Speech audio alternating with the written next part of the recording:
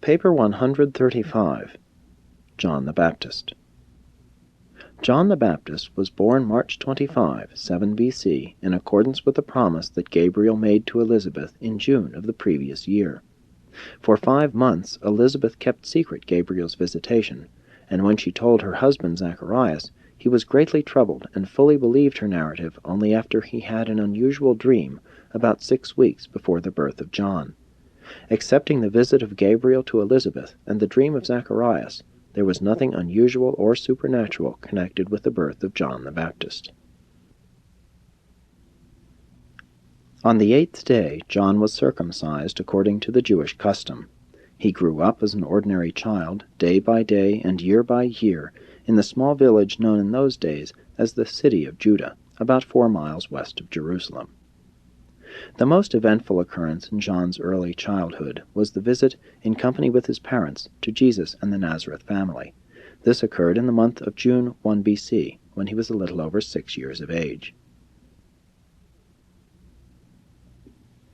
After their return from Nazareth, John's parents began the systematic education of the lad. There was no synagogue school in this little village.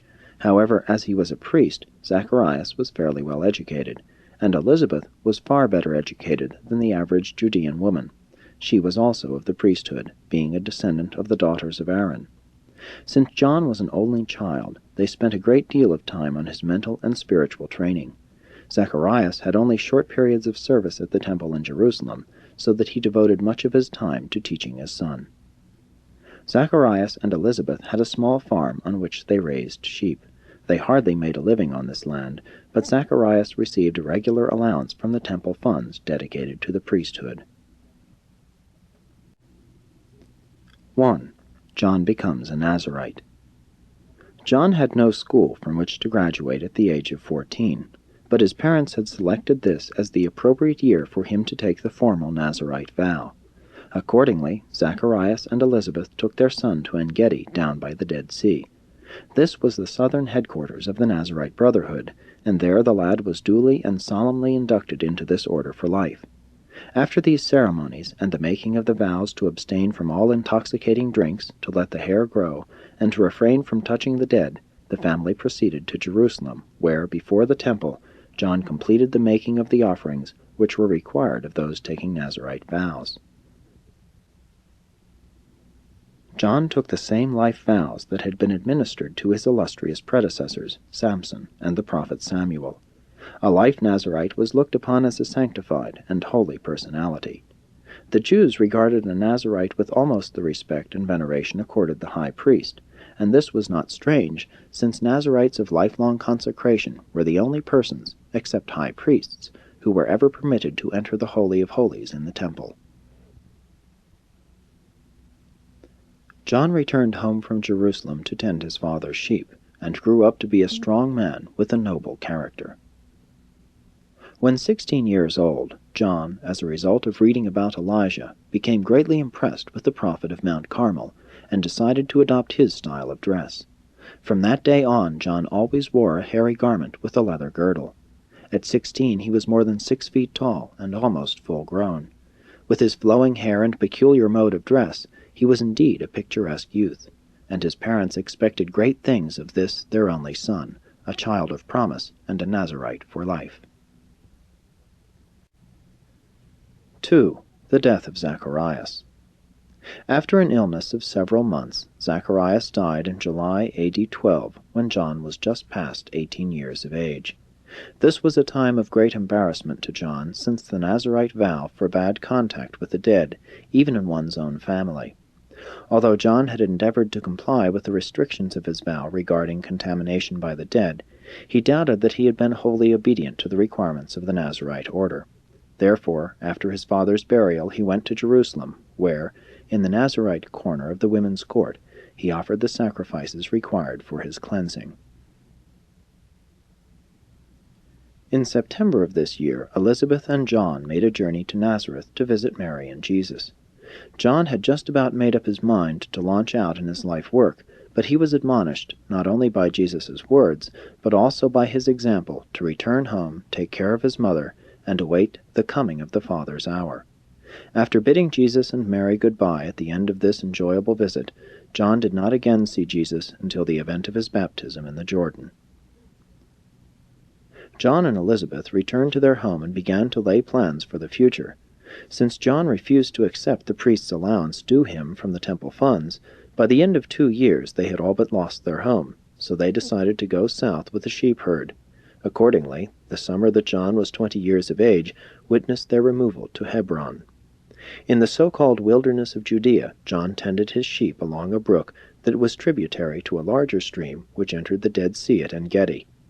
The En-Gedi colony included not only Nazarites of lifelong and time-period consecration, but numerous other ascetic herdsmen who congregated in this region with their herds and fraternized with the Nazarite Brotherhood. They supported themselves by sheep-raising and from gifts which wealthy Jews made to the order. As time passed, John returned less often to Hebron, while he made more frequent visits to En-Gedi. He was so entirely different from the majority of the Nazarites that he found it very difficult fully to fraternize with the Brotherhood, but he was very fond of Abner, the acknowledged leader and head of the En-Gedi colony. 3. The Life of a Shepherd. Along the valley of this little brook, John built no less than 12 stone shelters and night corrals, consisting of piled-up stones, wherein he could watch over and safeguard his herds of sheep and goats. John's life as a shepherd afforded him a great deal of time for thought. He talked much with Esda, an orphan lad of Beth Zur, whom he had in a way adopted, and who cared for the herds when he made trips to Hebron to see his mother and to sell sheep, as well as when he went down to En-Gedi for Sabbath services. John and the lad lived very simply, subsisting on mutton, goat's milk, wild honey, and the edible locusts of that region. This, their regular diet, was supplemented by provisions brought from Hebron and En-Gedi from time to time. Elizabeth kept John posted about Palestinian and world affairs, and his conviction grew deeper and deeper that the time was fast approaching when the old order was to end, that he was to become the herald of the approach of a new age, the kingdom of heaven. This rugged shepherd was very partial to the writings of the prophet Daniel. He read 1,000 times Daniel's description of the great image, which Zacharias had told him represented the history of the great kingdoms of the world, beginning with Babylon, then Persia, Greece, and finally Rome. John perceived that already was Rome composed of such polyglot peoples and races that it could never become a strongly cemented and firmly consolidated empire. He believed that Rome was even then divided, as Syria, Egypt, Palestine, and other provinces. And then he further read, "In the days of these kings shall the God of heaven set up a kingdom which shall never be destroyed. And this kingdom shall not be left to other people, but shall break in pieces and consume all these kingdoms, and it shall stand forever. And there was given him dominion and glory, and a kingdom that all peoples, nations, and languages should serve him. His dominion is an everlasting dominion, which shall not pass away, and his kingdom never shall be destroyed. And the kingdom and dominion and the greatness of the kingdom under the whole heaven shall be given to the people of the saints of the Most High, whose kingdom is an everlasting kingdom, and all dominions shall serve and obey him." John was never able completely to rise above the confusion produced by what he had heard from his parents concerning Jesus, and by these passages which he read in the Scriptures. In Daniel he read, "I saw in the night visions, and behold, one like the Son of Man came with the clouds of heaven, and there was given him dominion and glory and a kingdom." But these words of the prophet did not harmonize with what his parents had taught him. Neither did his talk with Jesus at the time of his visit when he was 18 years old correspond with these statements of the Scriptures.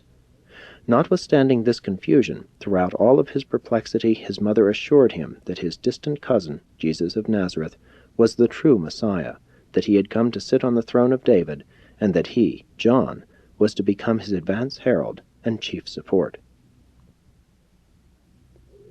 From all John heard of the vice and wickedness of Rome, and the dissoluteness and moral barrenness of the empire, from what he knew of the evil doings of Herod Antipas and the governors of Judea, he was minded to believe that the end of the age was impending. It seemed to this rugged and noble child of nature that the world was ripe for the end of the age of man, and the dawn of the new and divine age, the kingdom of heaven. The feeling grew in John's heart that he was to be the last of the old prophets,